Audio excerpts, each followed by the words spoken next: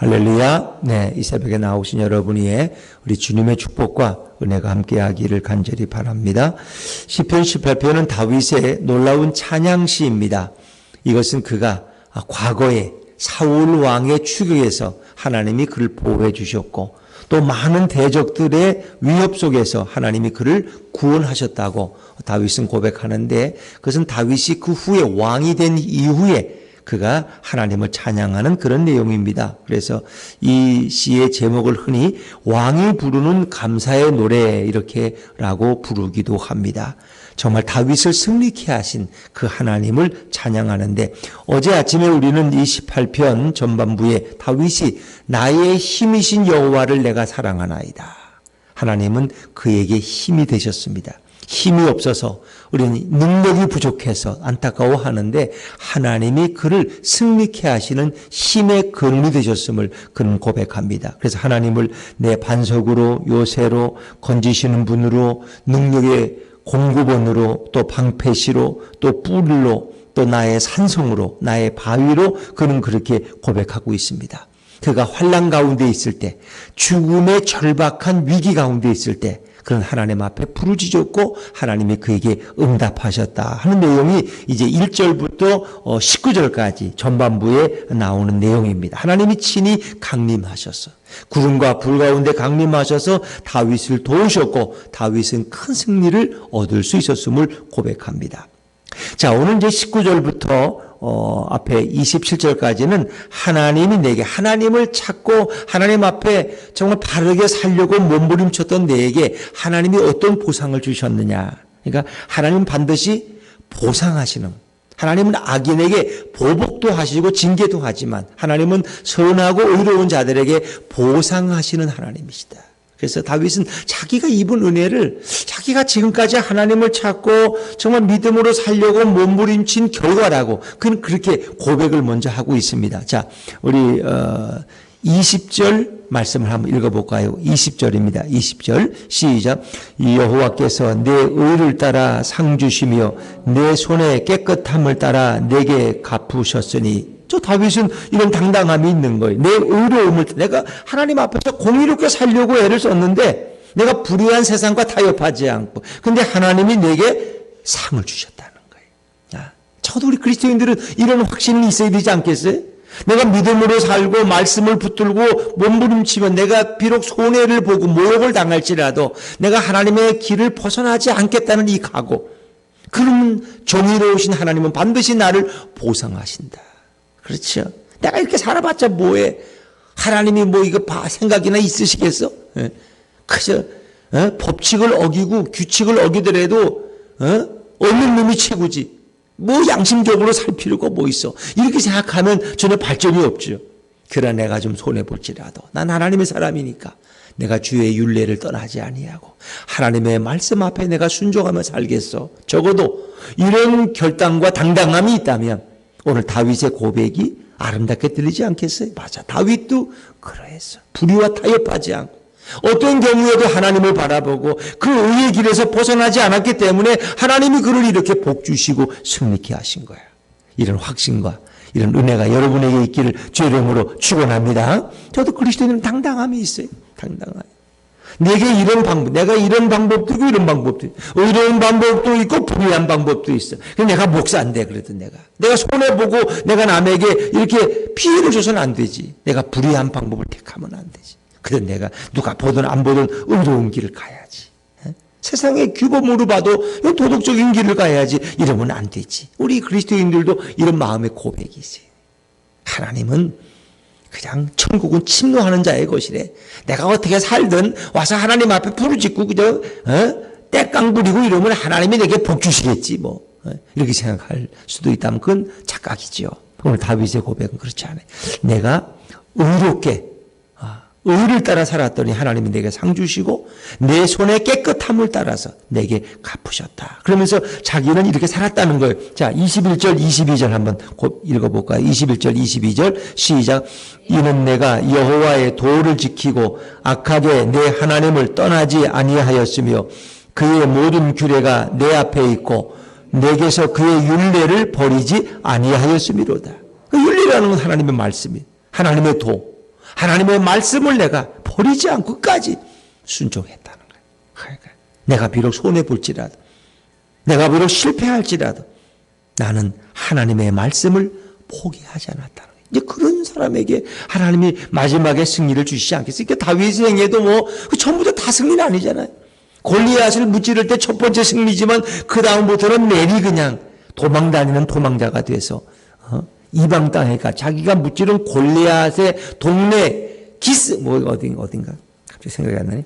거기까지 가서 자기가 구걸을 하고 생명을 보존하는 이런 그리고 미친 자의 행세를 하고 가드죠. 가드. 블레셋의 수도 가드.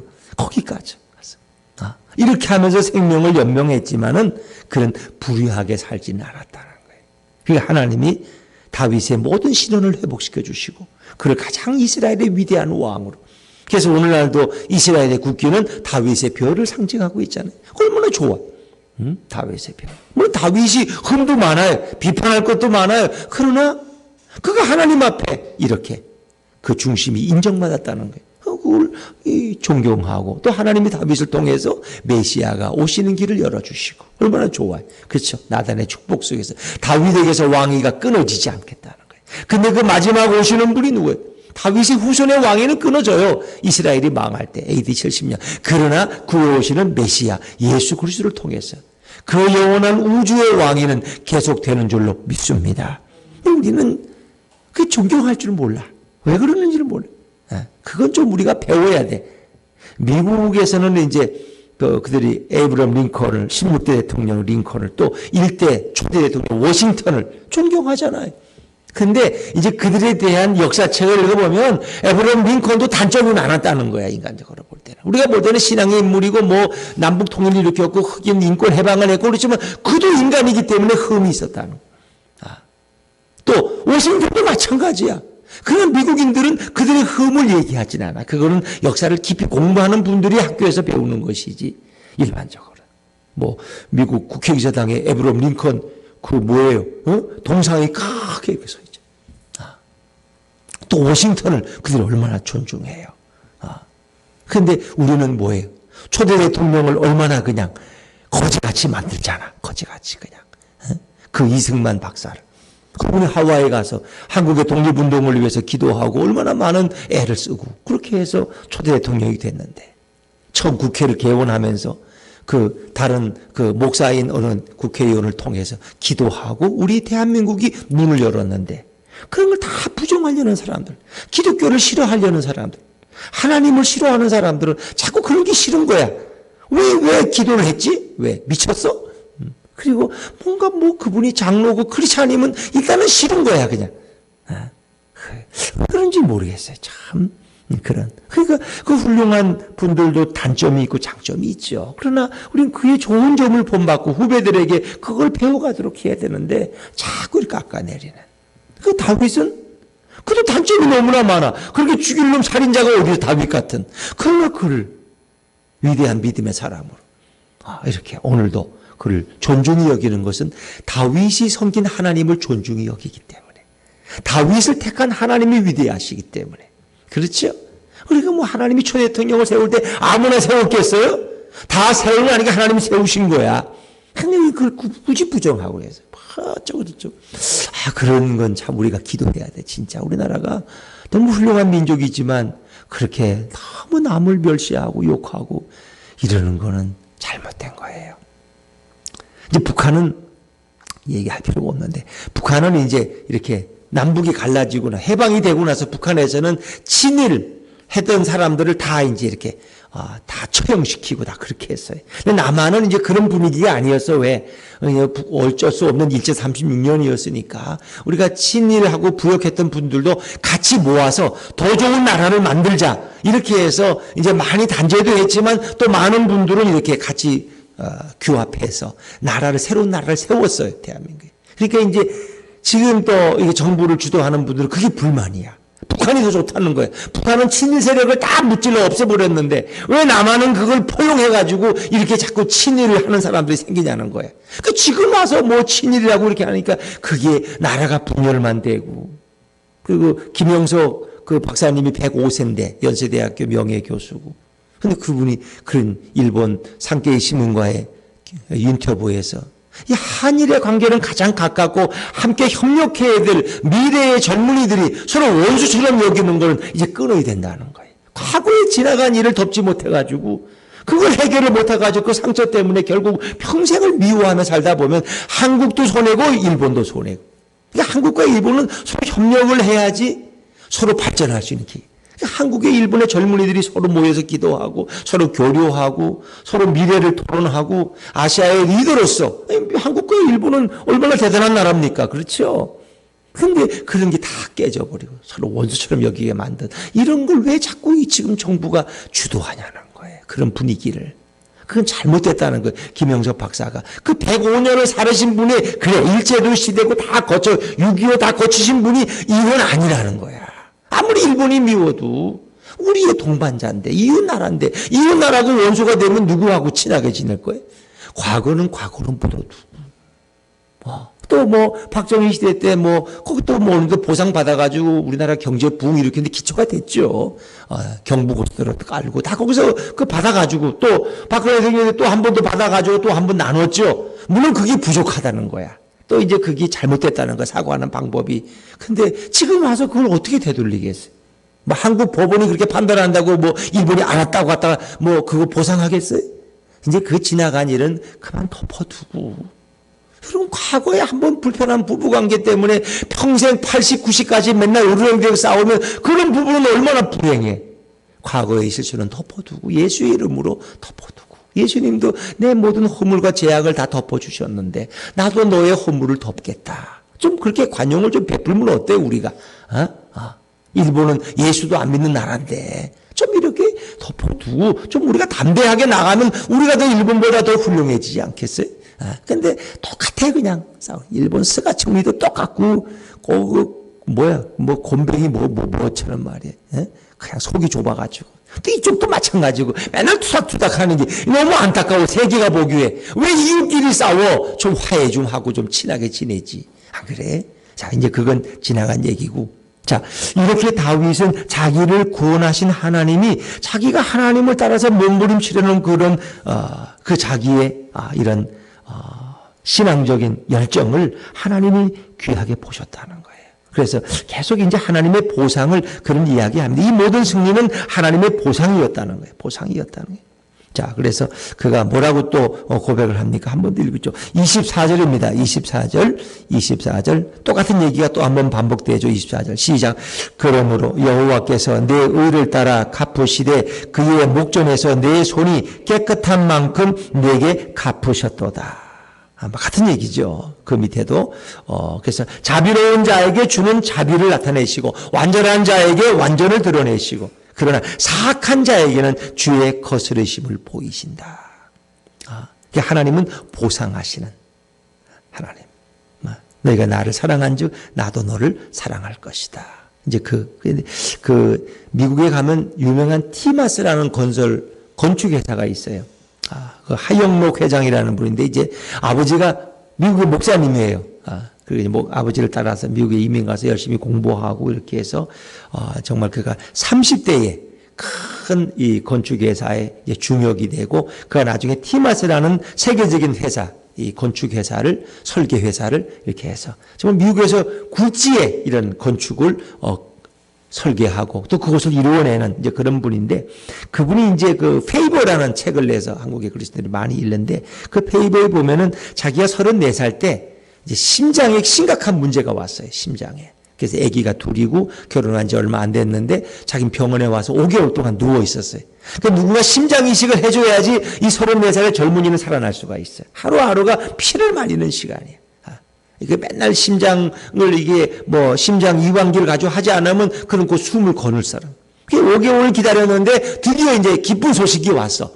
근데 의사가 와서 당신에게 딱 맞는 심장이 이제 준비됐습니다. 이제 그것이 도착하면은 당신을 수술하면 당신은 이제 곧 퇴원할 수 있을 겁니다. 그 너무 희망에 처했는데 어느 의사가 와서 또 그러는 거야.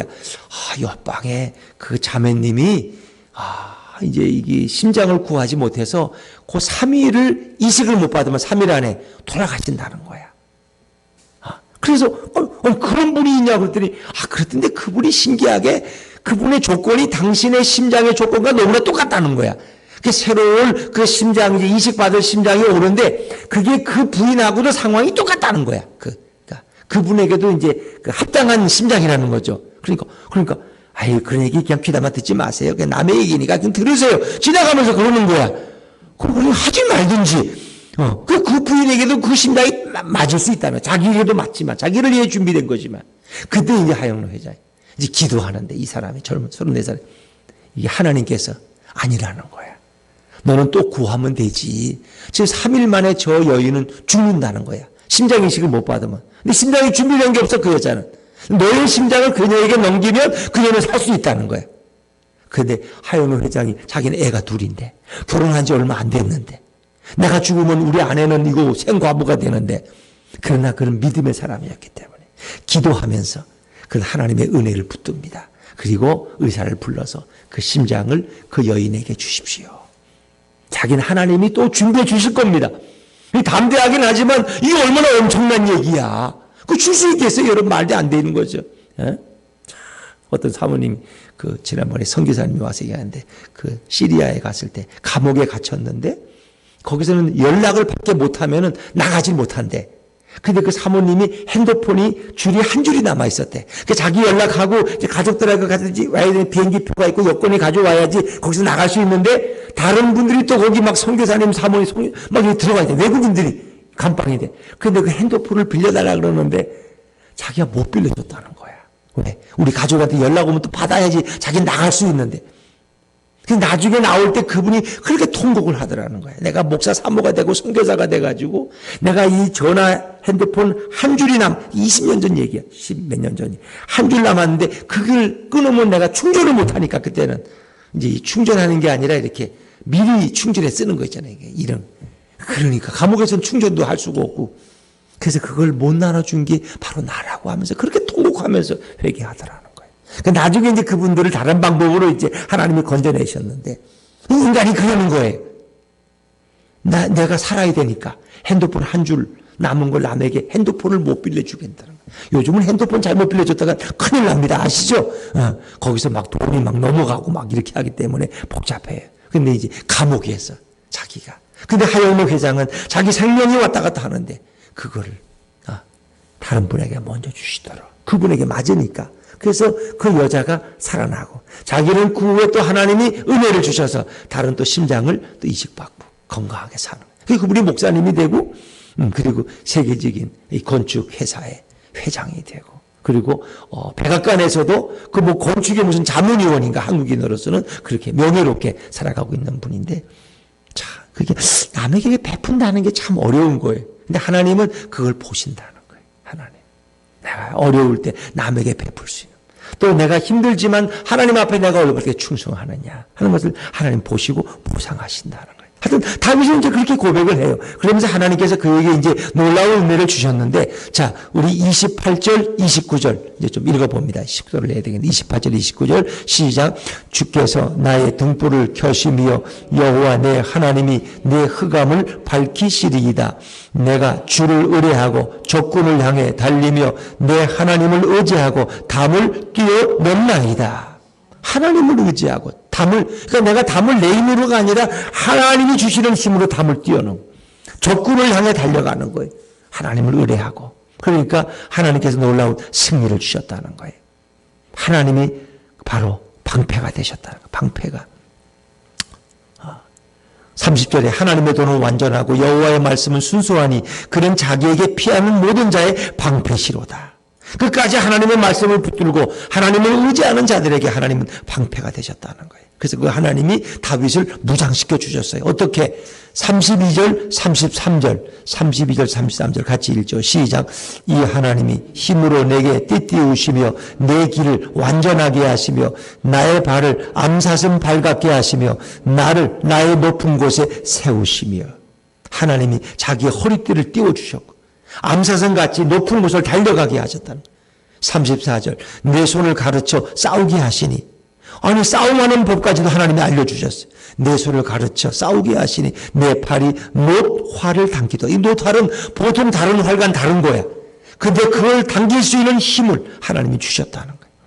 그러니까 그가 승리할 수 있었다는 거예요. 이 모든 승리의 근원은 하나님이라는 거예요.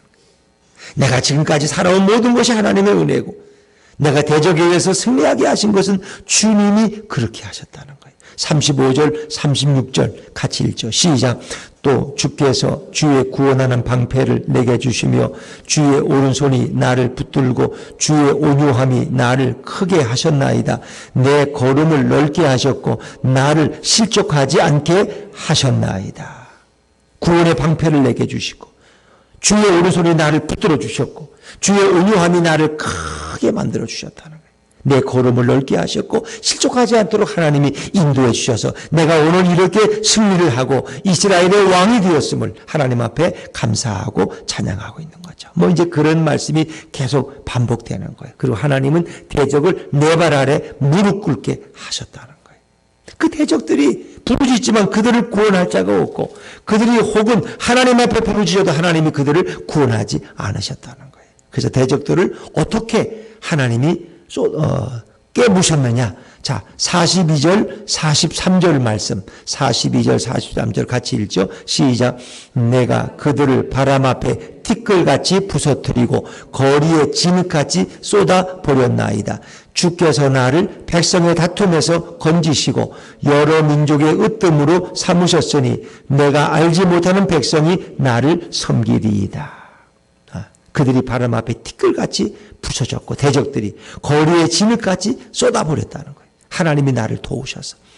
그리고 여러 민족의 으뜸이 되게 하셨고 그리고 나를 알지 못하는 백성이 나를 섬기는 그런 은혜를 주셨다는 거예요. 이제 이것이 지금까지 다윗에게 승리를 주신 하나님을 찬양하고 그 하나님을 높이는 거예요.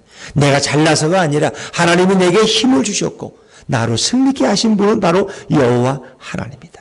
승리의 원동력이 우리 하나님께 있다는 거예요. 하나님께. 그래서 이제 마지막 46절부터 마지막 절까지 50절까지 다윗은 그 하나님을 찬양하고 하나님 앞에 감사를 올려드리고 있죠. 자, 46절 같이 읽죠. 시작.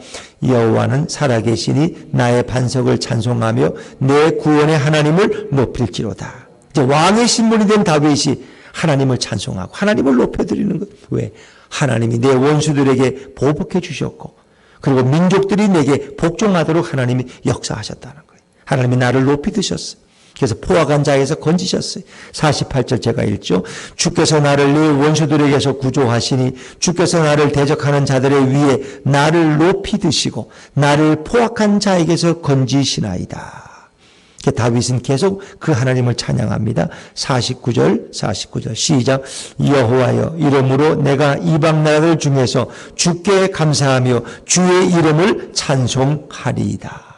왕이 부르는 감사와 찬양의 노래가 바로 시편 18편입니다.